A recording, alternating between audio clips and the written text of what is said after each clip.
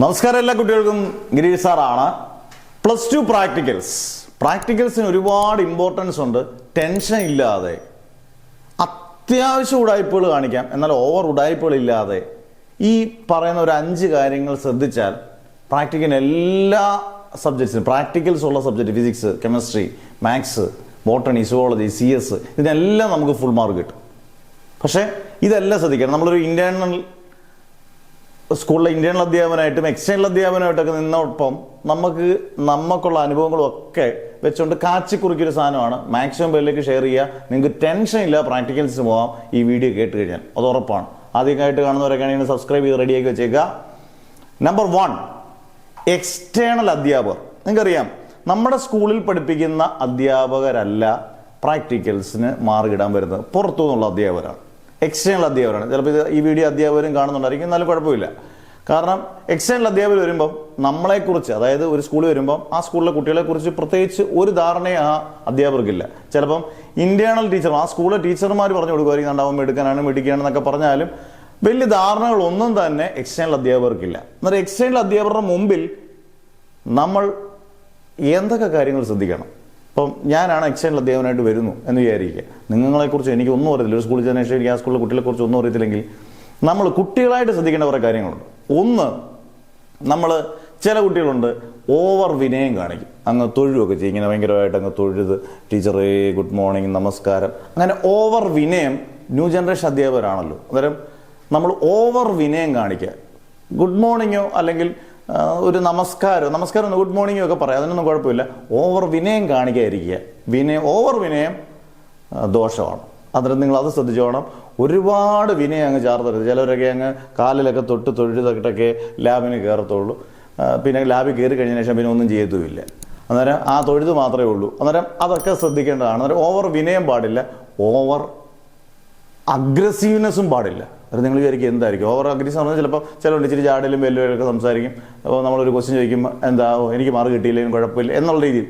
നമുക്ക് mark വേണ്ടോടെ 40 mark full mark നമുക്ക് മേടിച്ചെടുക്കാൻ നോക്കേണ്ട നമ്മുടെ ജോലിയാണ്. പ്രാക്ടിക്കലി ചെയ്ത് കഴിഞ്ഞതിന് ശേഷം അത് കിട്ടത്തില്ല. ആ എക്സ്റ്റേണൽ അധ്യാപകൻ പിന്നീട് വീട്ടിൽ പോയി എല്ലാം സോർട്ട് ചെയ്ത് മാർക്ക് ഹയർ സെക്കൻഡറി ബോർഡിന് അയച്ചു കൊടുക്കുന്നവരെ എക്സ്റ്റേണൽ അധ്യാപകൻ്റെ കയ്യിലാണ് ആ മാർക്ക്.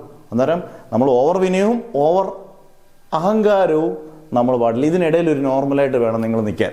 അന്നേരം ആ അധ്യാപകൻ എല്ലാ രീതിയിലും നിങ്ങളെ നോക്കുമ്പോൾ നിങ്ങൾ എല്ലാ രീതിയിലും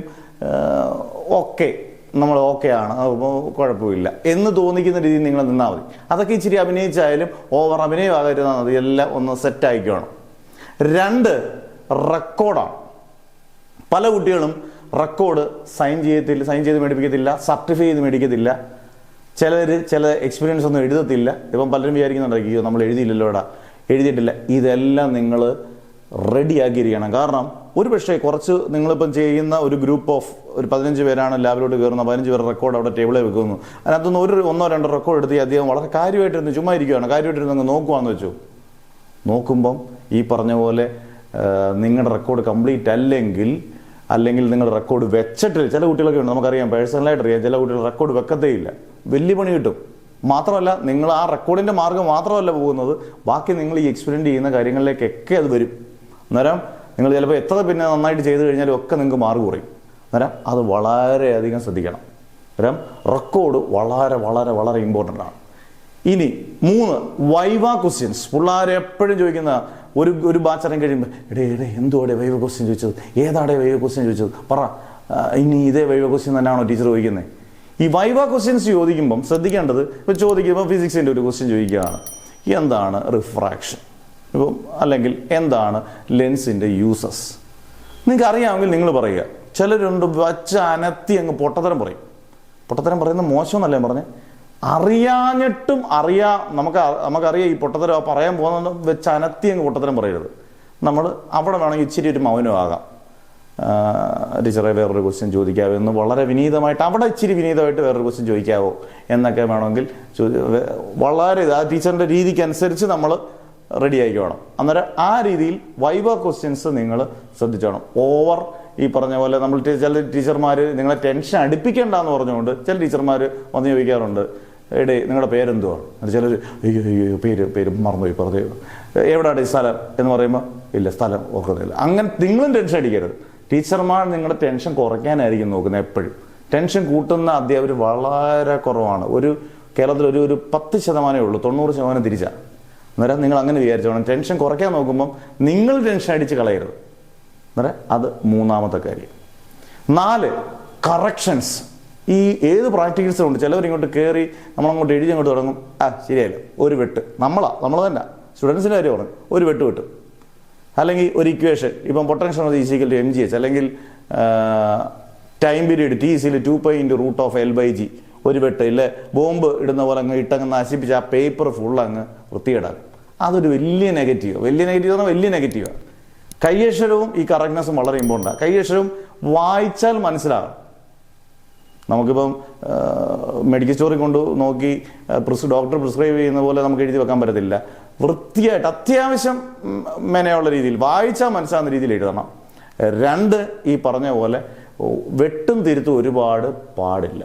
അത് വളരെയധികം ശ്രദ്ധിക്കണം. കാരണം അതൊക്കെ മാർഗമുണ്ട്. കാരണം ഈ അധ്യാപകൻ അല്ലെങ്കിൽ അധ്യാപിക ഇതെല്ലാം ശ്രദ്ധിച്ചായിരിക്കും നോക്കുന്നത്. നല്ല വൃത്തിയായിട്ട് എഴുതി ഒക്കെ കൊടുക്കണം. വൃത്തിയായിട്ട് എഴുതി എന്ന് പറയുമ്പോൾ ഇനി നമ്മുടെ കൈയക്ഷരം ഇന്നത്തെ ദിവസം നാളെ ദിവസം കൊണ്ട് മാറ്റാൻ പറ്റുമോ? ഇല്ല. പിന്നെ നമ്മൾ എന്ത് ചെയ്യാൻ പറ്റുന്നത്? നമുക്ക് ചെയ്യാൻ പറ്റുന്ന മാക്സിമം എന്ന് പറയുന്നത് ഈ പറഞ്ഞ പോലെ അത്യാവശ്യം കുഴപ്പമില്ലാതെ നമ്മൾ ആ കൈയക്ഷരം വൃത്തിയായിട്ട് വായിക്കാവുന്ന രീതിയിൽ എഴുതി വെക്കുക.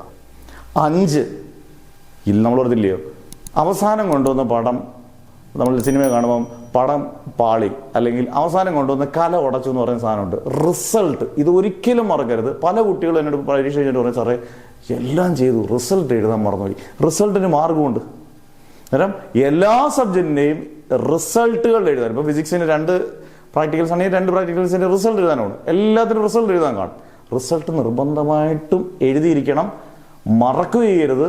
എത്ര പ്രാക്ടിക്കൽസ് ആണോ എക്സ്പീരിയൻസ് ആണോ അതിൻ്റെ എല്ലാ റിസൾട്ട് എഴുതണം. എന്നിട്ട് ഒന്നുകൂടെ നമ്മൾ ഓടിച്ചൊന്ന് നോക്കണം. നമുക്ക് ധൃതിയൊന്നുമില്ല, നമ്മൾ നേരത്തെ ചെയ്ത് കഴിയും. ഒരു ടെൻഷൻ വേണ്ട. സമയത്തിൻ്റെ ഒരു പ്രശ്നം നിങ്ങൾക്ക് പ്രാക്ടിക്കൽസിന് എടുത്തില്ല. ഒരുപാട് സമയമൊന്നും ഒരിക്കലും എടുക്കത്തില്ല. സമയം അധികം. എന്നാൽ നിങ്ങൾ ആദ്യം എഴുതി ഫസ്റ്റ് അടിക്കാനൊന്നും നോക്കണ്ട. നിങ്ങൾ എല്ലാം ഒന്ന് വായിച്ച് നോക്കി നമുക്ക് ഓക്കെ ആണെന്ന് ഉറപ്പാക്കിയിട്ട് മാത്രമേ പേപ്പർ ടീച്ചറിന് കൊടുത്തിട്ട് ആ ക്ലാസ് ലാബിൽ നിന്ന് ഇറങ്ങാവുള്ളൂ. അങ്ങനെ ആവും പിന്നെ ടെൻഷൻ. അല്ലെങ്കിൽ വീട്ടിൽ വന്നതിന് ശേഷം ചിലർ ടെൻഷൻ അടിക്കും. എന്നിട്ട് അച്ഛനും അമ്മയൊക്കെ അങ്ങ് തെറി വിളിക്കും, ഞാനത് മറന്നുപോയി, ഞാനത് എഴുതി സംശയമുണ്ട്. അച്ഛനും അമ്മയ്ക്കും ഡിപ്രഷനും അവർക്ക് ടെൻഷനും ആക്കും. അങ്ങനെയൊന്നും ആകാതിരിക്കുക. ഇതെല്ലാം ശ്രദ്ധിച്ചു കഴിഞ്ഞാൽ നിങ്ങൾക്ക് പ്രാക്ടിക്കൽസിന് ഒരു ടെൻഷൻ വേണ്ട. പ്രാക്ടിക്കൽസിൽ കയറുന്നതിന് മുമ്പ് ഇതെല്ലാം നമ്മൾ മനസ്സിൽ ഓർത്താൽ അടിപൊളി മാർക്ക് സ്കോർ ചെയ്യാം. ഒറ്റ മാർക്ക് പോകത്തില്ല. ഈ 5 കാര്യങ്ങൾ പ്രത്യേകം ശ്രദ്ധിച്ച് വേണം പോകാൻ. ഉറപ്പാണല്ലോ? അന്നേരം ഉറപ്പോടുകൂടി നല്ല കോൺഫിഡൻസോടുകൂടി പോവുക. നല്ല മാർക്ക് കിട്ടിയിട്ടെന്ന് പ്രവർത്തിച്ചുകൊണ്ട് മാഷ് നിർത്തുന്നു. Never ever give up.